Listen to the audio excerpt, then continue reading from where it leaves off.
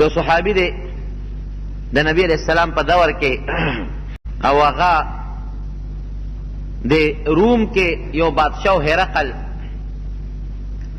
د هغې بادشاه سره د مسلمانانو جنگ وشو او دا د حضرت عمر فاروق رضی الله عنه زمانه ده. جنگ وشو او په هغه جنگ کې خو قیدیان نیول کېږي، د مسلمانانو 300 قیدیان د روم د بادشاه گرفتار کړل او د هغې قیدیانو چې کوم مشر قیدي و عبدالله ابن حذافه سهمي رضی الله عنه دا د هغې مشر و، دې پکې گرفتار شو. د هرقل بادشاه ته زمونږ په بخاري شریف کې حدیث دی په دې لومبي حصه کې چې دته د پیغمبر علیه السلام حقانیت معلوم شوی، د دا اقرار یو ځل کړی و چې نبی علیه السلام د الله رښتونی پیغمبر دی، خو قوم ورته بلوه کېده، د قوم د هغه بلوه کېدو د وجې نه د ایمان راونړ او د مسلماني اختیار نه کړه. نور ورته پته وه چې دا د الله رښتونی پیغمبر دی. نو دا مسلمانان چې د سره گرفتار شو د صحابهو کې چې دا کوم مشر صحابي و عبدالله ابن حذافه سهمي رضی الله عنه دی، ځان ته مخامخ ودروي، دا یو قیدي دا مشر قیدي ما ته را مخامخ کې ورته وی تاسو خو ګورئ ما نیولې گرفتار یو چې زه څه غواړم هغه در سره کوم، نو زه تاسو پرېږدم خو په یو شرط، او هغه شرط دا دی چې تاسو به دا خپله مسلماني پرېږدئ او زمونږ په دین کې په عیسایت کې به داخلېږئ. عبدالله ابن حذافه رضی الله عنه ورته وایي چې مونږ خو په جاهلیت کې وو، لونه به م جمدی ښخولې، بدعملۍ به م کولې، ډاکې به م کولې، بربند طوافونه به م کول، بې حیایي به م کوله.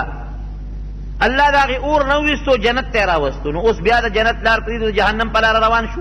ستا لاس کې و چې څه دې خوښۍ کوه، خو ایمان او اسلام پرېښودو والا قوم موږ نه یو. وی ښه زه ګورم چې تاسو یې پرېږدئ او که یې نه پرېږدئ. جیل کې واچول، وی ډوډۍ م پې بنده کړې او به م پې بنده کړې چې په دوی لږه لوږه راشي او په دې تنده راشي، نو پته به ولګي چې دوی ایمان پرېږدي او که نه پرېږدي.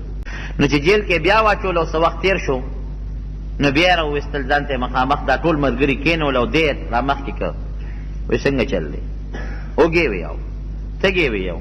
وی دا مهرباني وکړه، ځان په لوږ او تنده مه وجنې او دا خپل اسلام هم پرېږدی او عیسایي شه پرېږدم هم. او یو شی بل هم دی، که ته عیسایي کېږې زمونږ په دین کې داخلېږې، نو پرېښودل هم ستاسو، پرېږدم هم، او بل تاله زه خپله لور په نکاح در کوم. عبدالله ابن حذافه ته وایي زه بادشاه یم، د روم بادشاه یم. هغه زمانه کې روم داسې و لکه اوس امریکا چې ده، 200 پر طاقتونه و مضبوط، یو ته به روم وی بل ته به فارس وی، او همیشه به دوی یو بل سره جګړې وي. دا په هغه زمانه کې مضبوط طاقتونه و. نو وی ګوره زه د روم بادشاه یم او زما لور د تا ته هغه په نکاح کوم، تاله د یو خپلې علاقې دغه در کوم، ولایت در کوم، گورنري در کوم، خپل علاقه کې یو علاقه کې به د گورنر کم، لور به درته په نکاح کم، عزت به دله در کم او د جیل نه به دې وباسم. پرېږده ولا اسلام او راځه زمونږ په دین کې داخل شي. هغه ورته وی دا خو لا ستا یوه لور ده او ستا د یوې علاقې گورنر دی، که ته ماله د دنیا جنکۍ م په نکاح کې او دا د ټول روم دا بادشاهي راته سپارې، دغه جیل مې قبول دی خو اسلام پرېښودو والا نه یم. د پیغمبر علیه السلام کم دین چې راوړی دی مونږ له او کم مذهب یې راوړی دی، زه به په حق مذهب او په هغه دین مرګ خوښوم، جیل کې وي او که هر ځای کې وي، اسلام پرېښودو والا خبره پکې نشته. ملګرو ته وایي یاره د نبي علیه السلام نوم یې واخلې چې د هغه ملګري واقعي چې د هغه په سچه ملګري دي، په یو شان کې ترې نه وړي. وی چې بیا په جیل کې یو ساس کې اوبه ورنه کړې، یو نوړی ډوډۍ چې ورنه کړې، نو چې یو څو ورځې پرې نورې لوږې تندې تېرې کړې بیا یې راوویسته. او دې حالت ته رسېدلي و چې قریب و چې د دې لوږې او د تندې د لاسې د سترګو نظر هم ختم شوی وی، دومره تکلیف ته ورسېدل. بیا یې راولل ځان ته یې ودرول، ورته وی څنګه دې خیال دی؟ پرېږدې اسلام وی نه. وی یو چل خو وکړه، تږې ډېر ویاو، بلکل اوږې مې ویاو. وی راوړی غوښه وله راوړی، اوبه وله راوړی. نو د خنزیر غوښه یې وله پخ کړی و او شراب یې وله په کاسو کې راوړی، ورته یې کېښودل. وی ګوره درته ویم چې دا شراب دي، ستاسو پیغمبر په تاسو آرام کړي دي، او دا د خنزیر غوښه ده، زه یې دا وخورئ، دا اوبه وڅکئ، دا شراب وڅکئ، په دې تنده هم ختمه کړئ او په دې لوږه هم ختمه کړئ. ملګرو ته یې پام کوئ، ګورئ ګوتې یې ونیسئ. ملګري ورته وایي دا ته په دومره ازمایش کې مونږ ولې چې دومره امتحان کې مونږ ولې چې دې وخت کې خو مونږ د خنزیر غوښه خوړل جایز دي، او قرآن حکیم کې حکم دی چې کم سړی اوږې شو د لوږې مري، نو که دې د خنزیر غوښه خوري نو خوړی شي، د لوږې نه د مرګ یې بچ کړي، دونه به خوري چې په هغې د مرګه بچ شي. او که دې شراب سکي او نورې اوبه نه موني نو شراب هم سکي شي، دومره به وڅکي چې تندې ختمه شي. نو دا خو مونږ له قرآن کې الله جایز کړي دي که مونږ د خنزیر دا غوښه وخورو، مونږ دا شراب وڅکو، مونږ له منع نه دي دې وخت کې. او دې وخت کې مونږ خېټې د لوږې د لاسه درد کوي او مونږ د تندې د لاسه تباه شو، نو ته دومره تکلیف کې مونږ ولې چې اجازت راکړه چې دا وڅکو؟ الله راکوي ته ولې نه راکوي؟ ملګري د خپل مشر صحابي ته وایي او ته وایي ټیک ته شریعت کې یو حکم د رخصت یو د عزیمت. لکه په رمضان کې سړی په سفر کې ځي، د دا رخصت شته که دی دا روژه نه نیسي او بیا وروسته قضا نیسي، دا رخصت شو. لیکن که دی په دا سفر کې هم په ځان طاقت مونې او دی روژه نیسي، هغې ته عزیمت وایي. ښه دا ده چې روژه دې ونیسي، که نشي نیوې نو نه دې نیسي په سفر کې، چې کله بیا د سفر نه کور ته راشي نو قضا دې ونیسي. دقه رنګې دلته کې رخصت ته دې خبرې وو چې که دوی د خنزیر غوښه خوري یا دی شراب سکي، دا رخصت دی، اجازت دی، اجازت چې تاسو ورته وایې.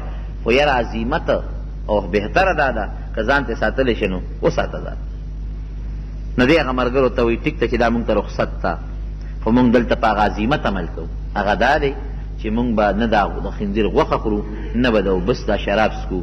تکلیف څه مونږ ته د څو ورځو نه مونږ اوږې تږي یو. نو وی ولې را پابندي لګې؟ وی چې دا مونږ اوس کو د هرقل بادشاه زړه خوشحالېږي، د یو کافر بادشاه زړه نه خوشحاله و. مونږ دا اوس کو د زړه خوشحالېږي، د یو کافر او د یو جابر بادشاه زړه نه خوشحاله و. او نبی علیہ السلام فرمایي وی د ټولو نه بهترین او قیمتي جهاد دا دی چې د یو جابر بادشاه زړه خوشحاله نه کړي، د هغه مخکې د حق خبره وکړي، د حق خبره.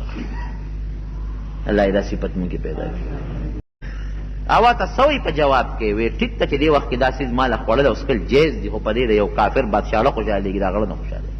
ګوتې وایه هرقل بادشاه دې خپلو ملګرو ته ویې یره واقعي د محمد صلی الله علیه وسلم نبي صاحب نوم یې واغه چې د هغه ملګري واقعي په هغه پتنګان دي.